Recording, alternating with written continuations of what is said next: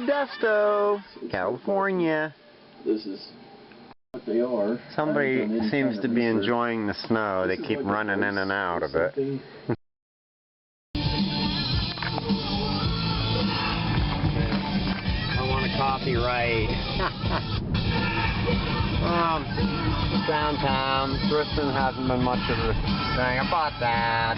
Don't really need it. Bought a couple other junk things too. I'm going to go back to Goodwill, but I got to run to Giant Eagle first and see if there's anything good to take home for dinner for me and my mom later. Maybe buy some fried chicken or something. The chicken's pretty good, but they don't always make it. I picked up a couple things today in town, not much. 2 videos, Pulp Fiction and From Dusk Till Dawn. And Zodiac with no case. These are all from the 2-bit store. I haven't seen this for a while. I haven't seen it on DVD probably on VH now. I don't know, it must have been just on probably streaming. And then I got a beehive vases. These used to be worth more. I think it's worth about $10 now. I'm going to put 5 on it, probably take it to the next flea market. And I picked up this snowman. I'm going to probably put $10 on it. I just noticed something. I know why it's not worth much. It's missing its thing here. Maybe I don't know. Maybe I'll carve off that little extra bit and still get a few bucks for it. Oh well. I didn't even notice. Unless, you know what? I swear that was on there. I think it might be in the car. It might have fell off. Oh yeah. You know why? Because there was a piece of tape right there. Well, I didn't find it so far outside. I might take a flashlight out. I swear it had it on there, but I did notice something a little weird about it. It looked like it was a little thin right there, but I don't know. Maybe it wasn't on there. I'm pretty sure it had a hook on it when I bought it, but I looked in the back seat, not there. And it's dark out, so I got this yesterday at Goodwill. Rick from Walking Dead, after he gave his hat to his kid, I guess. I think it's worth $25 plus shipping. Yeah, my Kiss Destroyer I picked up. It's a first pressing with the silver font and the Bogart blue labels, but it seems to skip first song side 2, Flamin' Youth, and I cannot tell. There must be a slight scratch in the grooves there. It's making it slip, but probably maybe with a better needle it won't skip, but I don't know what to price it as. I thought it was worth about $40 before that, but yeah, I'm going to try to get some more albums sorted. I did go through some of my own stuff, so I have a pile, which I'll show you since haven't picked up anything really this week. And I also went through the last of my comic books that were in the back room, which I have very few. You'd think after having a comic store for so long and selling comics for 20 years, I would have something, but I don't. Yeah, I may go through my Kiss albums too and get rid of some of them. I don't know. I thought I should just keep them all together, and then when I finally get rid of a lot of my stuff or whatever, I'll have all that Kiss, and I'll keep that in there. Keep it until I'm dead, and nobody will know it skips other than me, and maybe they'll get a good price out of it at the estate sale. Cheech and Chong's first album, I put $5 on it. Transform Man, I put $50 because the vinyl looks pretty good. I may listen to it once more before I get rid of it. Now, some of this is my Kiss collection stuff. I didn't even listen to I probably tried to listen to this, but I think he was pretty disco-y sounding or something back when he did this stuff. Desmond Child wrote for Kiss, and he wrote for Bon Jovi, I believe. I just saw a video where he's complaining he got screwed out of royalties on something. Blackjack, which is another, do anybody know what this band's claim to fame is? Well, one is Bruce Kulick on guitar, which is right there, with his mustache. He was later in Kiss. And Michael Bolton, which he went by Michael Bollotin when he sang for Blackjack. New England, this is a band that Paul Stanley produced. He produced this album, their first album. I put $5 on it.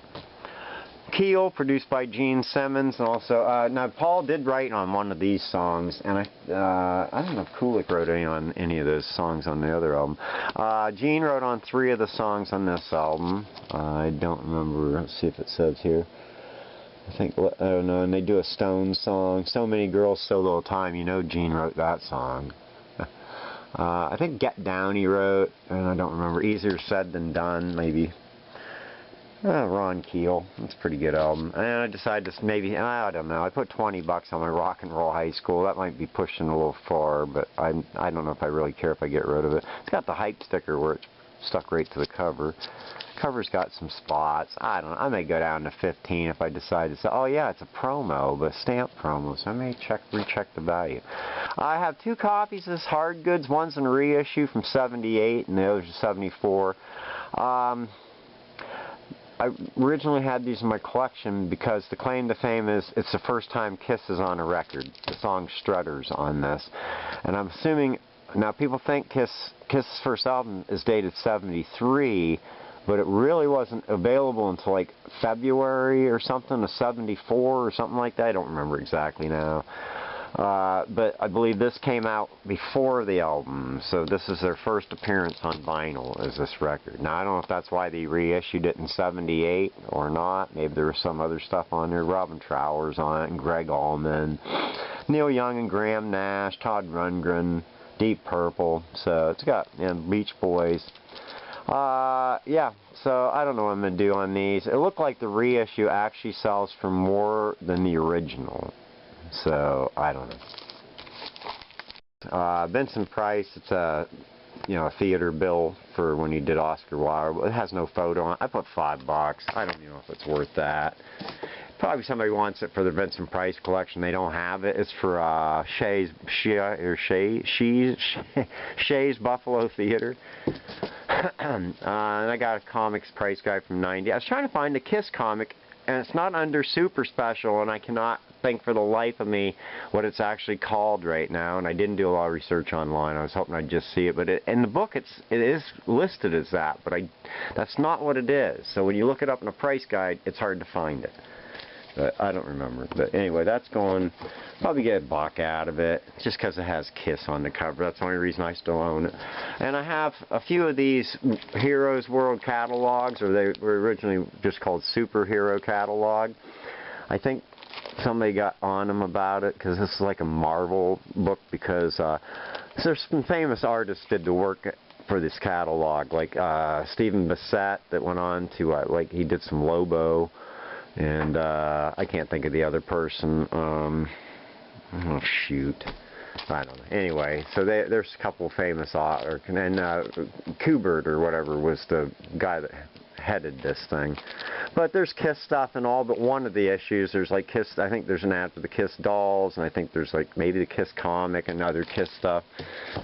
So I put them all for 15 bucks. Some of them sell for $10 each.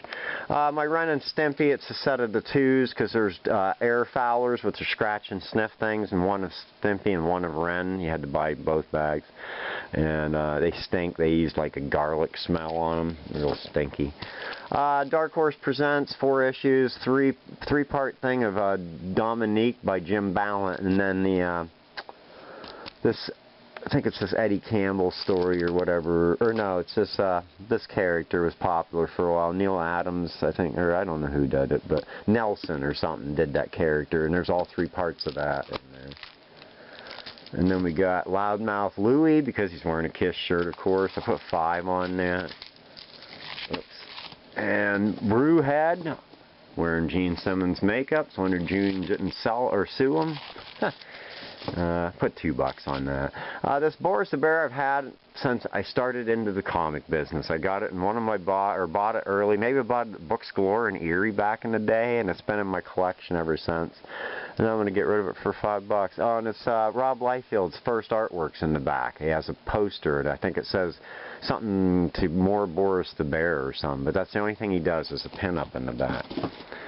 Darkman, Army of Darkness, #1. I put $5. It's a variant cover. Army of Darkness set of 3. I put 40 on that. I didn't realize it was worth quite that much now. White Trash I kept because issue 2 they're wearing a Kiss shirt. He's got metallic on here. It's kind of an Axl Rose character. Martin Edmond did the artwork. He's also a writer, but he did like Glenn Danzig covers. Maybe some of the comics too inside, but I know he did a lot of covers for Danzig. And I think he might have did some Tank Girl covers. Outlaw Nation. Covers by Tommy Pons, which he did the art for Freely's Tribute LP, which I have a signed poster from him he mailed me, because I was thinking about selling his stuff in my shop at the time, but unfortunately I think we never connected again or something. I think the story's drawn by Kyle Holtz, which is, I can't think who that is now. Elf Trek I've had forever. I probably bought it from Books Galore. Issue 1 and 2, put $5 on it. They're gone. I think it's did one of the Elf Quest type books, but it's from Dimension Graphics, which maybe became Dimension Comics later. I doubt it. There's another old comic title, Now, and comic company. This is Siphons. Now this sex guy, Mark Beecham. This is when he started to, well, I think he's trying to go mainstream, but he did mostly adult books, kind of S&M like stuff. But this is a series, three comics, plus you get promo poster, plus the preview comic without the information on it. So you get all that for $20. And then I got Achilles Storm, which he also did, another mature book, 1 through 3. I put $10 on. And then I have Achilles Storm limited edition Razzmatazz, which is signed by Sandra Chang and Mark Beecham, right here and here, and it's numbered 327 of 999. And I put 15 on there. I think it sells for 20-some bucks. And here's another Beecham book. I think he did this for Continuity Comics. You can tell his artwork style, though. I don't know if he did the whole inside of this or not, but I have issues 1 and 2. This was a longer series than that, I think. I have $5. And then Flare, which he also did. I don't know how much of this he did. This is the first edition, which is thick. It was $3.50 originally. I put $3 on it. So much for profiting off it, saving it for 30 years. And then I got 2 copies of Flare, issue 4 and 5. I just put $2 a piece on them. And then the last stuff, I got the classic Kiss Classic Comics, which is reprints of 2 Marvel books. I put $20 on it. Then I have Howard the Duck. This is a set of 12 and 13. It's first Kiss appearance in comics. Technically, I don't think so. Technically, there's a picture of Gene Simmons in black and white in Howard the Duck magazine, and I think that is the first actual Kiss appearance, but this is their first thing in a real comic book. There's a cameo at the back where they're coming through the void or something, and then the 13 is just basically them on like 1 page or something. I looked at it again. It's not much. And they're not in the rest of the book. And this is just for number 13. I put $20. Because first, technically 12 is considered the first cameo, and then the first appearance is that. But I don't know. I think it's like Wolverine in the one comic, and Incredible Hulk 180. He's just at the back panel, so that's more of a cameo, and he's not in the full issue until 181. And that's his first, I believe, his first appearance, right? Yeah, my information's slowly fading. So that's what I scummed out of my own junk, and hopefully I'll sell some of it and not miss it, which I'm missing most of my other stuff. Found another rare tape, Dr. Dre. It was a censored version, 2001, but no J card. But still worth $25 probably. This is why I say never trust bidding on eBay anymore, because I had that Outcast tape, which is rare. Hold on a second. Why do I try to communicate? I got something else playing. I always have too much stuff going on. Yeah, I listed that, and it got 2 bids at the last minute. The first bid of $49.99, and then $51. So somebody tried to bid them up, but only by $1, and that guy got it anyway. Yeah, so even though the only one I found was like $300 or something, but it was one of my items, you know, I don't think I found any sold price that made me think it was worth that much money, so I took a shot at 51. I probably, like I've said before, if I had my way to do it again, like on other items, I would have just listed it for like $200 with best offer, and I probably would have at least got closer to 100 for it. But it's one of them things, you know, and I'm still doing pretty good on the tape. So, sold several of them now, so I still got several left. I'm not sure what's going to happen to the rest of the tapes. I got that big box in the shed that's probably going to just be like dollar stuff, let people pick through it. I got a few more things I'm going to test here, but hip-hop tape. I probably can get 20 for that hip-hop because they seem to be rare. I don't remember the rest of the stuff now. I've waited too long and forgotten everything again. This Rat I'm going to sell. It's their first EP. Pretty cool. It used to be worth a lot more, I think. Huh. Old VHC, or maybe it's high, or just a 8mm. Hey, buddy, you got a light? And then we got VHS. Yeah. Dusk Till Dawn. And then we got DVD. I do the posters. Was Roger the Rabbit the Zodiac Killer? It's my handwriting. Watch out, Jake Gyllenhaal.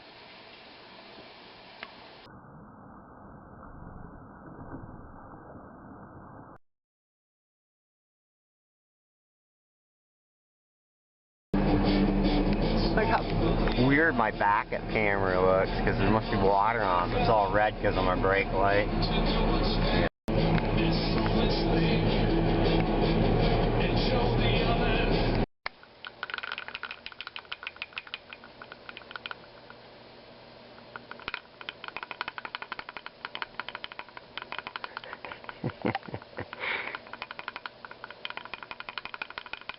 Coral! Coral!